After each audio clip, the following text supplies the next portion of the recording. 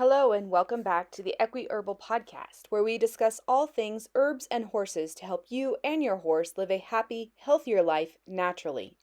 I am Kayla Dindy, your master herbalist, and today I will be discussing the castor oil plant, a plant that has extremely deadly properties as well as beneficial medicinal actions.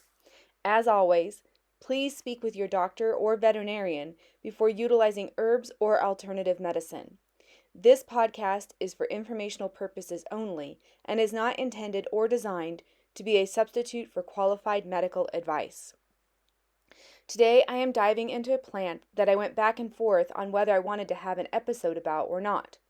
Truth be told, this plant has been used for nefarious and murderous intentions, but it also has true medicinal properties if handled properly. I decided to go forward with this episode because I have seen a lot of misinformation and misuse, at least from my perspective, regarding castor oil.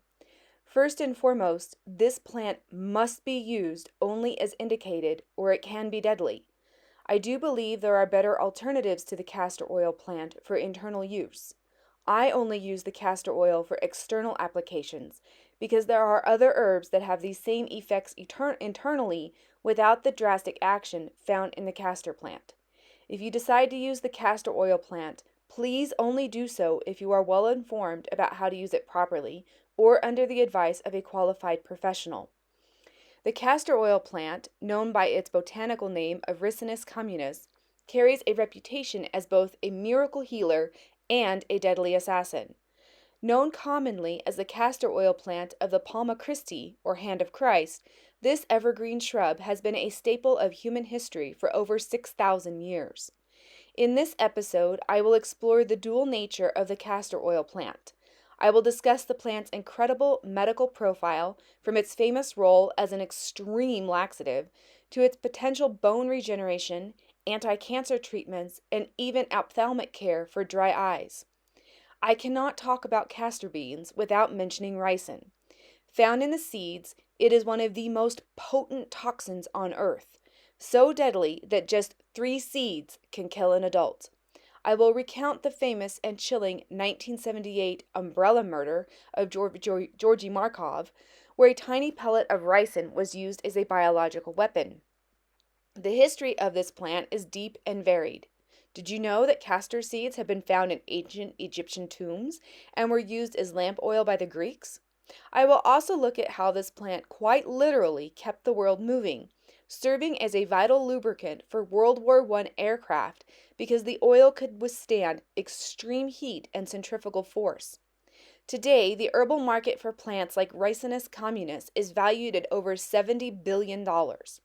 Whether it's being used in traditional Ayurvedic medicine, the manufacture of biodegradable plastics, or as a skin softening agent for scar tissue, the castor plant remains one of the most versatile and dangerous species on the planet.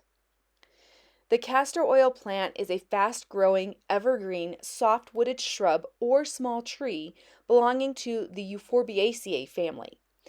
Known for its striking appearance, it is the sole species in its genus and is characterized by its large, palm-like leaves and prickly fruit.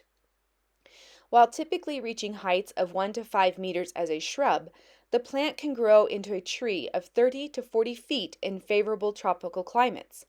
Its stems are thick, hollow, cylindrical, and smooth, often displaying a purplish bloom. The leaves are spirally arranged on long, curved stalks and can be quite large, often 6 to 8 inches or more across. They are palmately cut into 7 to 11 pointed segments, resembling a hand, leading to its nickname Palma Christi. Younger leaves are often red and shining, while older leaves turn blue-green or dark green. The plant possesses a sturdy taproot supported by remarkable lateral roots. The plant is monoecious, meaning male and female flowers grow on the same spike. The male flowers are located on the lower portion of the spike and feature yellow stamens, while the female flowers sit at the top, crowned by carmine red threads. The fruit consists of blunt, greenish, deeply grooved capsules covered in soft, yielding prickles. Each capsule contains seeds that develop as the fruit dries. The seeds are oval-shaped and compressed, featuring a marbled gray and brown leathery outer coat. They carry a small yellowish-white nodule called an elacium, which attracts ants for seed dispersal. Notably, the seeds' resemblance to a dog tick inspired the Latin name ricinus. Ants assist in the dispersal of castor seeds through a symbiotic relationship where they provide transportation in exchange for a specialized food source. This process ensures that seeds are moved away from the parent plant to environments that are ideal for growth. The primary tool for attracting ants is a specific structure located on the seed. Every castor seed features a yellowish-white, fatty nodule called an elacium. This structure is highly nutritious and acts as an irresistible lure for ants, who view it as a valuable food source for their colony. The seeds' resemblance to a tick includes this nodule, which sits exactly where the head and mouth parts of a tick would be. Once an ant discovers the seed, a dispersal process follows a specific sequence. The ants carry the entire seed back to their underground nests to protect the food source. Inside the nest, the ants remove the elacium and feed it to their larvae. Crucially, the ants do not damage the rest of the seed. Once the elacium is gone, they either abandon the still viable seed within the nest or discard it on the colony's refuse pile. Ant refuse piles are composed of rich, fertile soil, which offers a perfect nutrient-dense environment for the seed to germinate. The castor oil plant is a highly resilient and adaptable species that can be cultivated in environments ranging from tropical and subtropical regions to temperate zones. Because it is drought resistant, it thrives in diverse climates and is widely naturalized across the globe. The plant's growth habit changes significantly depending on the climate of the cultivation site. In its native habitats, such as Northeast Africa and India, the plant grows as a perennial and can reach heights of 30 to 40 feet. In northern regions, it is typically grown as a shrubby annual, usually reaching 4 to 5 feet in height. While the plant is cultivated as an ornamental in some areas, its primary commercial value lies in oil production. India is the world leader in cultivation, accounting for over 80% of the global yield. Other major production centers include China, Mozambique, Ethiopia, Brazil, and Vietnam. In the United States, large-scale cultivation and oil expression are conducted in California, where seeds are submitted to dry heat in a furnace to soften them before pressing. Almost every part of the castor oil plant, including the seeds, leaves, roots, and fruits, are used medicinally. While castor oil derived from the seeds is the most globally recognized product, traditional systems like Ayurveda and Unani medicine also utilize preparations made from the roots and leaves to treat a wide variety of ailments. The seeds are the primary source of castor oil, which contains the active constituent ricinoline. The seeds are prepared for medicinal use through a few primary methods. The preferred method of preparation is cold-drawn expression. In this process, the seeds are crushed and processed without heat. This is considered the highest quality for medicinal use because it prevents the toxic principle from dissolving in the oil. An inferior method of preparation is expression with heat. This method is common in the United States. The seeds are softened in a furnace before pressing. Cold-drawn expression is considered superior to heat expression primarily because it produces a higher quality, safer oil that is free from the plant's toxic principles and unpleasant acridity. While modern processing generally ensures that toxins like ricin remain in the seed cake, historical and medicinal standards favor cold-drawn methods to guarantee purity. The most critical reason for preferring cold-drawn oil is the management of ricin, a deadly toxin found in castor seeds. If heat is used during the expression process, there is a risk that the ricin could be dissolved into the oil itself. Ricin is naturally water-soluble, not oil-soluble, and typically remains in the leftover seed cake after pressing. Cold pressing maintains this separation more effectively than heat-based methods. Cold-drawn oil, often associated with Italian production, is regarded as the finest quality available for several reasons. Because it is processed at low temperatures, typically around 70 to 90 degrees Fahrenheit, The resulting oil is free from the acridity and unpleasant taste found in coarser varieties. The oil that first flows during cold expression is the palest and most refined. In cold-drawn processes, the seed coats are often carefully removed before pressing, which further improves the flavor and reduces irritation. Cold-drawn oil is the standard for internal use as a laxative or in ophthalmic surgery, because it is the least irritating to the body. Heat expression, commonly used in American and Indian production, is often used for industrial purposes like lubricants, soaps, and dyes. These coarser oils are considered more active and potentially more irritating because the high pressure and heat used can express more of the plant's aggressive elements. Two additional methods of preparation include decoction and purification. Decoction is used in India. The seeds are boiled in water and the oil is skimmed off the top. Purification is a method by which the oil is often boiled with water to separate mucilaginous matter, then strained and bleached in the sun. The leaves are rich in nutrients and are prepared as poultices for external application, ground into a waste, or squeezed to create a juice. Fresh leaves are applied to the breasts of nursing mothers to increase milk flow. They are also used to treat skin problems like burns, rashes, ulcers, and wounds. The roots and stems are also used medicinally. The roots are typically prepared as a decoction or processed into alcohol extracts. Root extracts are used to treat asthma, diabetes, and rheumatism. They are also used in some cultures to induce uterine contractions. The fruit is sometimes processed into concentrated extracts. Fruit extracts have shown efficacy in laboratory settings for treating certain types of breast cancer by inducing cell death in the cancer cells themselves. The castor oil plant has a history spanning over 24,000 years, evolving from a prehistoric poison to a sacred medicinal herb and a vital industrial lubricant. Known since time immemorial, its journey reflects its unique status as both a life-saving medicine and a deadly toxin. Archaeological findings in South Africa's border cave suggest the plant was used as a poison applicator as early as 24,000 years ago, where traces of ricinolinic acid were found on a wooden stick. Castor seeds have been discovered in Egyptian tombs dating back to 4000 BCE. The Ebers Papyrus, written around 1500 BCE, dedicated an entire chapter to the bean, detailing its use as a laxative, an abortifacient, and a remedy for baldness and abscesses. It was also widely used as a lamp oil. During the Greco-Roman era of history, Herodotus called the plant kiki and noted its use as lamp oil.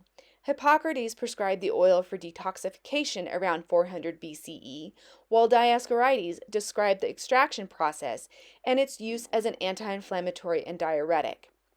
In India, the plant is known by the ancient Sanskrit name Iranda. Ayurvedic and Unani systems have used it for centuries to treat rheumatism, skin diseases, and fever.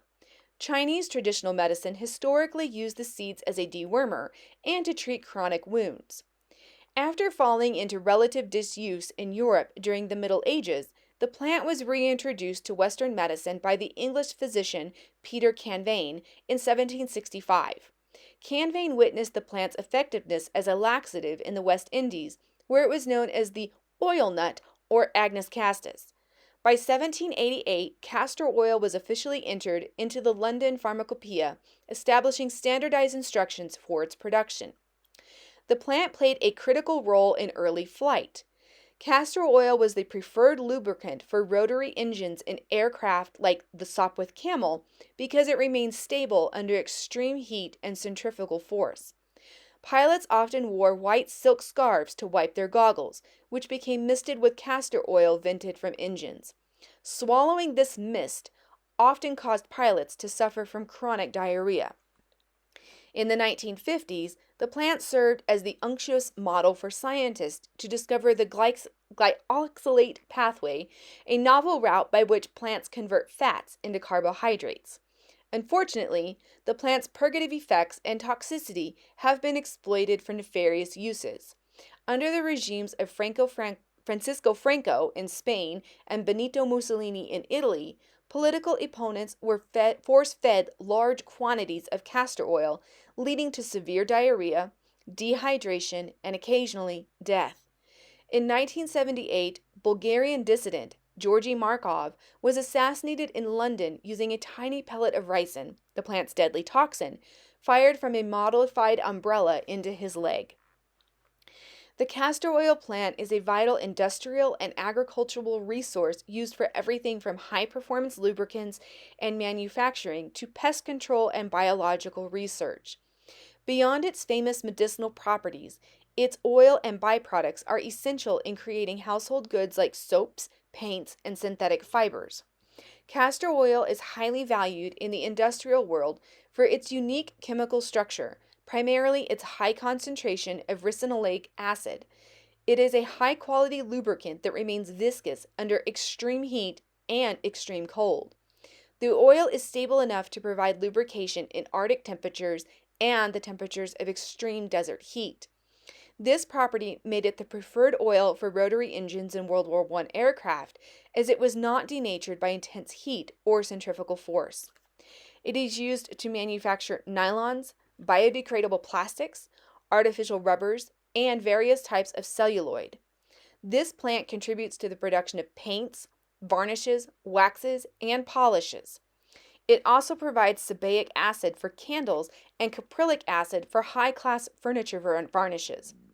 The plant is used to create artificial leather for upholstery and turkey red oil for dyeing cotton textures. The oil was historically used as lamp oil in ancient Egypt and is now found in transparent soaps, perfumes, waxes, polishes, and even as a coloring agent for butter. Nearly every part of the plant, including the waste left over from oil extraction, serves an agricultural purpose. The oil-free seed pulp, called the seed cake, is used as a natural, nutrient-rich fertilizer. However, it is not a preferred fertilizer because of the risk of ricin poisoning. There are far safer alternatives. The plant possesses natural insecticidal properties. Powdered leaves or extracts are used to repel or kill pests like aphids, whiteflies, and mosquito larvae. In medical circles, this plant is a paradox. While its seeds contain one of the most lethal toxins known to man, its oil and extracts provide a pharmacological treasure trove that has been used to treat everything from chronic constipation to aggressive cancers.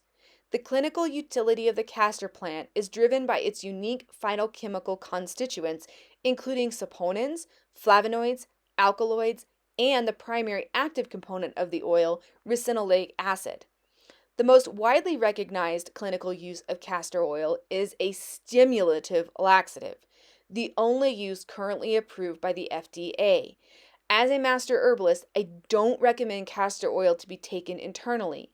There are safer and gentler herbs that are stimulative laxatives, such as Castor sagrada and Turkey rhubarb. When castor oil is ingested, fat-splitting enzymes in the gut release ricinoleic acid, which activates prostaglandin receptors to increase bowel motility. Beyond its purgative effects, research shows the plant possesses anti-ulcer properties, potentially strengthening the gastric mucosa against damage from irritants like aspirin or ethanol. Historically named Palma Christi, or the Hand of Christ, for its healing powers, the plant plays a significant role in reproductive medicine. Castor oil is clinically known to activate uterine contractions. Its effects are often compared to the drug oxytocin, making it a traditional choice in inducing labor in pregnant women. Interestingly, ethanol extracts of the seeds and roots have shown anti-fertility effects in laboratory studies. In males, it can significantly reduce sperm count, which is a reversible effect, while in females, it has been studied for its potential as an oral contraceptive. The roots and leaves of the castor oil plant offer surprising benefits for the nervous and respiratory system. Compounds found in the seeds have been shown to inhibit seizures by up to 80% in animal models, offering potential for treating epilepsy. It is also traditionally used to treat migraines and sinus headaches. Massaging the head and the neck has been recommended for nervous system disorders in a protocol known as the 3-oil massage. This protocol has been successfully used in treating seizure disorders, and I believe it to be preferable to massage the oil into the skin rather than ingesting the oil, but that's just me. As to the respiratory system, root extracts have been found to contain flavonoids and saponins that act as bronchodilators. These compounds help to relax smooth muscles and regulate mast cells in patients with bronchial asthma. If you are going to ingest castor oil, it is absolutely vital to ensure you are using an oil product, preferably cold expressed, rather than a raw seed product. Raw seeds contain the deadly toxin ricin, whereas the cold expression process of extracting the oil prevents ricin from making its way into the final oil product. Interestingly, while the seeds are deadly, methanolic extracts of the leaves have actually shown hepatoprotective roles, helping to protect and repair the liver from acute hepatitis. In veterinary medicine, the castor oil plant and its derivatives are utilized for the antiseptic, anti-inflammatory, and nutritional properties. While the oil is commonly used for topical wound care and digestive relief, detoxified byproducts and of the plant serve as a high-protein feed for livestock. Personally, I would never feed the seed cake to any animal or person because I feel there is a risk that there could be ricin left in the seed cake. There are far better options for animal feed. The plant's phytochemicals, particularly ricinoleic acid, making it a potent agent for treating various animal injuries. Castor oil-based ointments are frequently used on horses to treat lacerations and wounds due to their antiseptic and anti-inflammatory qualities. In my opinion, this is the best use of castor oil. The oil is stable and does not degrade in extremely hot or cold environments and is a good carrier for any other ingredients that may be included in an ointment. Along with the treatment of wounds, castor oil has historically been used and is currently used to treat scar tissue. The ability of castor oil to break down scar tissue has not been scientifically proven. However, to me it makes sense since due to its flavonoid concentration and ability to heal tissues. It is also a deeply penetrating oil that resists degradation. I don't believe there is any harm in utilizing properly prepared castor oil for the treatment of scars. However, scars are dense, irregularly connected tissue, and depending on the amount of scar tissue, it could take a significant time to see any improvement. Consistency would be required to address scar tissue with castor oil, in my opinion.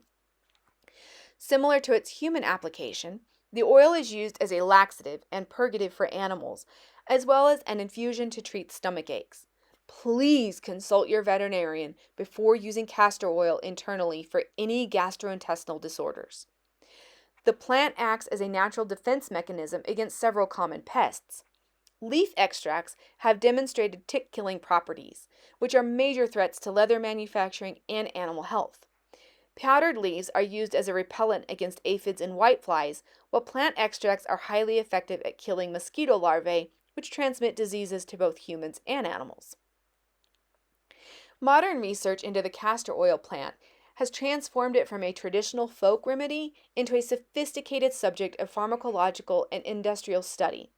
Scientists are currently investigating its phytochemical library, including saponins, flavonoids, and alkaloids, to develop treatments for everything from aggressive cancers to neurological disorders. One of the most exciting areas of research involves the plant's anti-cancer properties, specifically regarding breast cancer.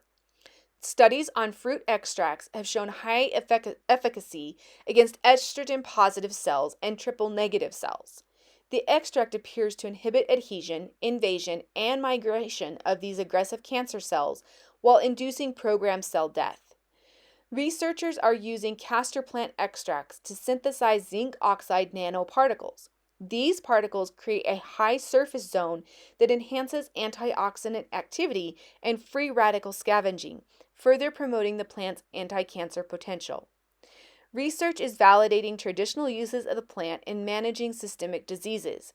Studies on 50% ethanol extracts of the roots have demonstrated a significant lowering of blood glucose in both normal and diabetic animals. Furthermore, Leaf extracts have shown the ability to reverse body weight loss in diabetic subjects and protect kidney and liver functions.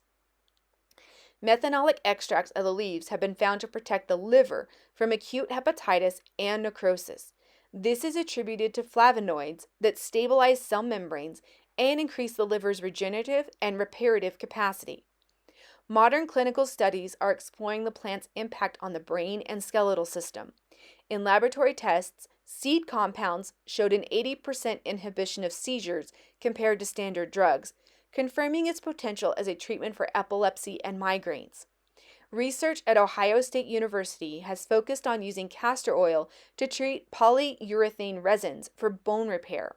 These resins promote fibroblastic neoformation, effectively replacing damaged bone without causing systematic toxic effects or leaving scars. Research into 50% ethanol extracts has revealed a reversible anti-fertility effect in males by reducing sperm count and motility without causing organ toxicity. It has also been studied as a potential oral contraceptive for females. While Ricinus communis offers a wide array of medicinal and industrial benefits, it is also categorized as one of the world's deadliest common plants. The primary caution stems from ricin, a potent type 2 ribosome inactivating agent found within the seeds that can be fatal if inhaled or ingested. The most critical caution involves the raw seeds, which contain a high concentration of the toxin ricin. Ingesting as few as 3 large seeds can kill a human adult. Ricin is highly toxic because it prevents cells from making the proteins they need to survive. If injected or ingested in significant amounts, it causes severe internal bleeding, organ failure, and a painful death within 3 to 5 days. Even for those involved in industrial processing, the seed cake, the pulp left over after oil extraction, remains extremely toxic and allergenic. While the oil is a common laxative, it must be used with significant restraint and under proper guidance. Overdosing on castor oil is no laughing matter. It causes severe diarrhea that leads to lethal dehydration, a fact historically exploited by fascist regimes as a method of torture. While effective for temporary severe constipation, it should never be used for chronic constipation, as it can actually aggravate the condition over time.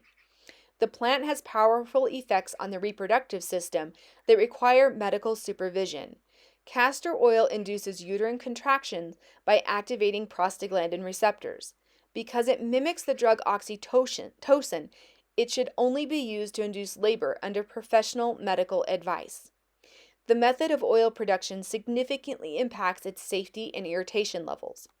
Cold-drawn oil is preferred for medicinal use because using heat during expression may cause the poisonous principles of the seed to dissolve into the oil. Inferior or coarser varieties of the oil are often more active and irritating because the greater pressure used in their manufacture expresses more of the toxic elements. As we wrap up today's journey through the history and science of the castor oil plant, it is clear that this plant is a botanical paradox unlike any other. Known simultaneously as the Palma Christi for its healing powers and the world's deadliest common plant, it has occupied a central role in human civilization for over 24,000 years. Historically, this plant was the lifeblood of World War I aviation, providing a lubricant that could withstand the extreme heat of rotary engines. Today, it fuels a global herbal market valued at over $70 billion, providing the raw materials for everything from biodegradable plastics to high-end perfumes. Beyond its FDA-approved use as a stimulative laxative, the castor plant is a powerhouse of secondary metabolites like flavonoids and alkaloids that researchers are currently using to fight triple-negative breast cancer, manage diabetes, and even regenerate human bone. While the oil is a non-toxic marvel, if produced properly, we cannot ignore the lethal shadow cast by the ricin found in its seeds. This toxin is so potent that just 3 seeds can kill an adult, and its history as a tool for political torture and biological assassination serves as a stark reminder of the plant's assassin side. Whether it is being used by ants to build nutrient-rich nests or by scientists to discover new metabolic pathways, Ricinus communis remains one of the most versatile and influential species on the planet. It is a plant that demands our respect, our caution, and our continued scientific curiosity. Thank you for joining me for today's discussion on the castor oil plant. Please join me next week for a discussion of one of my favorite herbs, cayenne. As always, this podcast is for educational purposes only. The information contained in this podcast is not intended or designed to treat, cure, or prevent any illness or disease. This podcast is not designed as a substitute for advice from your medical provider, veterinarian, or other qualified healthcare professional.